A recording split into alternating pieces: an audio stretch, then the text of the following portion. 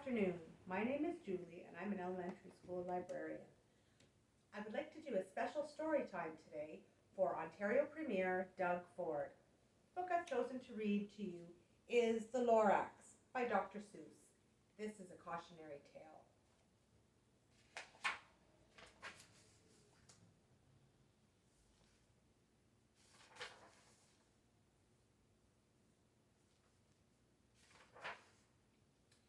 At the far end of town where the grickle grass grows, and the wind smells slow and sour when it blows, and no birds ever sing excepting old crows, is the street of the lifted Lorax. And deep in the grickle grass, some people say, if you look deep enough, you can still see today where the Lorax once stood just as long as it could before somebody lifted the Lorax away. What was the Lorax, and why was it there? And why was it lifted and taken somewhere from the far end of town where the grickle grass grows? The old Onceler still lives here. Ask him. He knows. You won't see the Onceler. Don't knock at his door. He stays in his lurkum on top of his store. He lurks in his lurkum, cold under the roof, where he makes his own clothes out of muffled moof.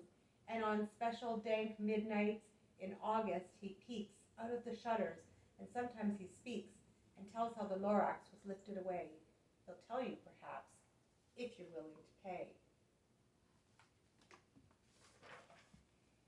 On the end of a rope, he lets down a tin pail, and you have to toss in 15 cents and a nail and the shell of a great-great-great-grandfather snail. Then he pulls up the pail, makes a most careful count to see if you've paid him the proper amount.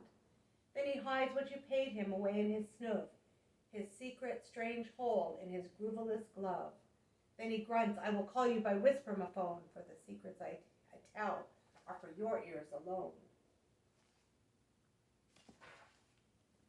Sloop! Down sloops the whisper-ma-phone to your ear, and the old Onceler's whispers are not very clear, since they have to come down through a snurgly hose, and he sounds as if he had smallish bees up his nose. Now I'll tell you, he says, with his teeth sounding gray, how the Lorax got lifted and taken away.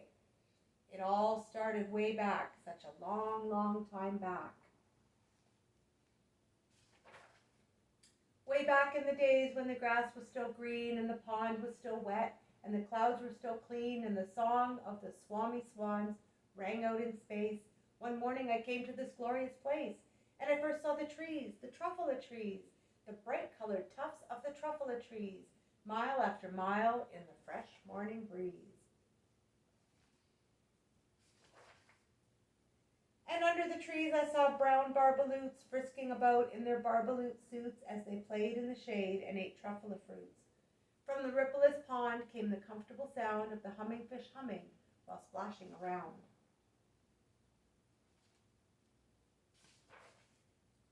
But those trees, those truffula trees, all my life I'd been searching for trees such as these. The touch of their tufts was much softer than silk, and they had the sweet smell of fresh butterfly milk. I felt a great leaping of joy in my heart. I knew just what I'd do. I unloaded my cart. In no time at all, I had built a small shop. Then I chopped down a truffula tree with one chop, and with great skillful skill and with great speedy speed, I took the soft tuft and I knitted a thneed.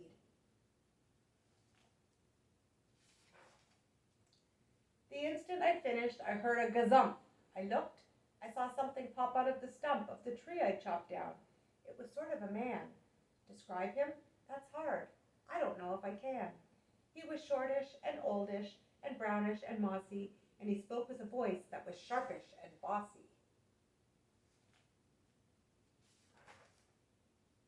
Mister, he said with a sawdusty sneeze, I am the Lorax. I speak for the trees. I speak for the trees have no tongues, and I'm asking you, sir, at the top of my lungs. He was very upset as he shouted and puffed, What's that thing you've made out of my truffula tuft? Look, Lorax, I said, there's no cause for alarm. I chopped just one tree. I am doing no harm. I'm being quite useful. This thing is a thneed. A thneed's to find something that all people need. It's a shirt, it's a sock, it's a glove, it's a hat, but it has other uses. far beyond that. You can use it for carpets, for pillows, for sheets, or curtains, or covers for bicycle seats. The Lorax said, "Sir, you are crazy with greed. There is no one on earth who would buy that fool Thneed." But the very next minute I proved he was wrong, for just at that minute a chap came along, and he thought that the Thneed I had knitted was great. He happily bought it for $3.98. I laughed at the Lorax. "You poor stupid guy. You never can tell what some people will buy."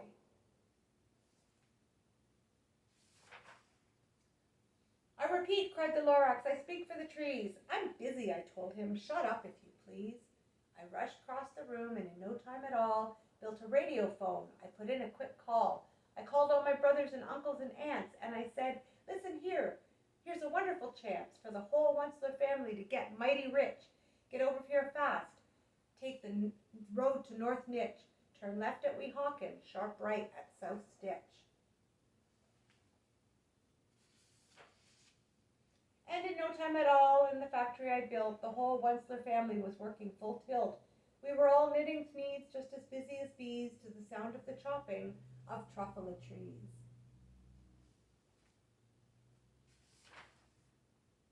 Then, oh baby, oh how my business did grow. Now chopping one tree at a time was too slow.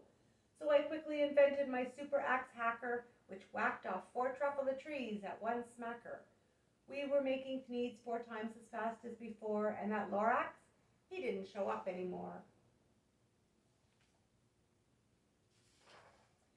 But the next week he knocked on my new office door. He snapped, "I'm the Lorax who speaks for the trees, which you seem to be chopping as fast as you please. But I'm also in charge of the brown barbaloots, who played in the shade in their barbaloot suits and happily lived eating truffula fruits. Now, thanks to your hacking my trees to the ground, there's not enough truffula fruit to go round, and my poor barbaloots are all getting the crummies because they have gas and no food in their tummies." "They love living here, but I can't let them stay. They'll have to find food, and I hope that they may. Good luck, boys," he cried, and he sent them away. I, the Onceler, felt sad as I watched them all go, but business is business, and business must grow, regardless of crummies in tummies, you know.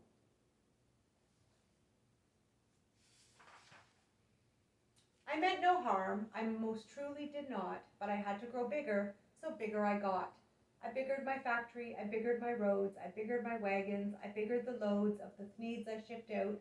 I was shipping them forth to the south, to the east, to the west, to the north. I went right on biggering, selling more Thneeds, and I biggered my money, which everyone needs. Then again he came back. I was fixing some pipes when that old nuisance Lorax came back with more gripes. "I am the Lorax," he coughed and he whiffed. He sneezed and he snuffled, he snargled, he sniffed. "Onceler," he cried with a cruffulous croak. "Onceler, you're making such smogulous smoke. My poor swami swans, why they can't sing a note. No one can sing who has smog in his throat."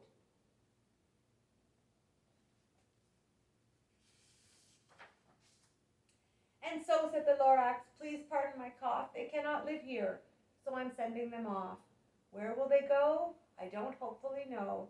They may have to fly for a month or a year to escape from the smog you've smogged up around here."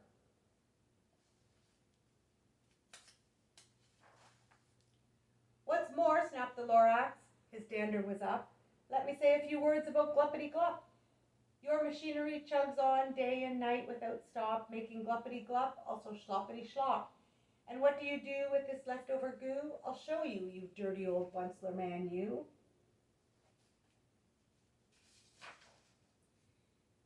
"You're glumping the pond where the humming fish hummed. No more can they hum, for their gills are all gummed. So I'm sending them off. Oh, their future is dreary. They'll walk on their fins and get woefully weary, in search of some water that isn't so smeary." And then I got mad. I got terribly mad. I yelled at the Lorax, "Now listen here, Dad. All you do is yap, yap, and say bad, bad, bad, bad.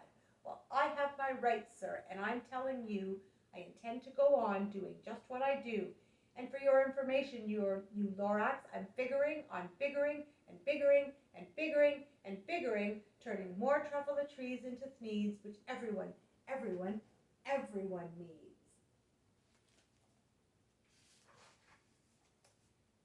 And at that very moment, we heard a loud whack. From outside in the fields came a sickening smack of an axe on a tree. Then we heard the tree fall, the very last truffula tree of them all.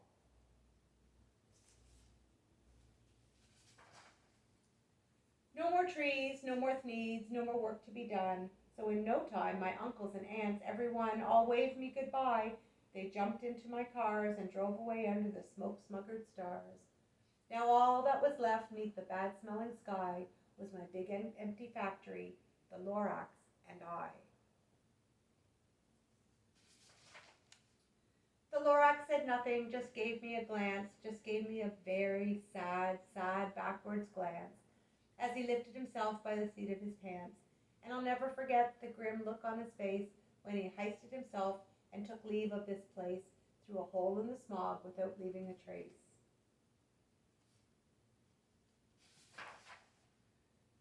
And all that the Lorax left here in this mess was a small pile of rocks with the one word, unless. Whatever that meant, well, I just couldn't guess. That was long, long ago, but each day since that day, I've sat here and worried away. Through the years, while my buildings have fallen apart, I've worried about it with all of my heart.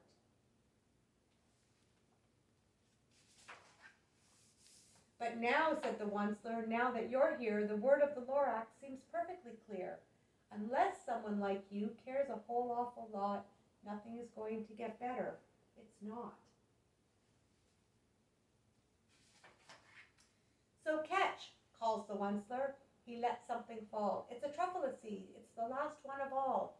You're in charge of the last of the truffula seeds, and truffula trees are what everyone needs. Plant a new truffula, treat it with care, give it clean water, and feed it fresh air. Grow a forest, protect it from axes that hack, then the Lorax and all of his friends may come back.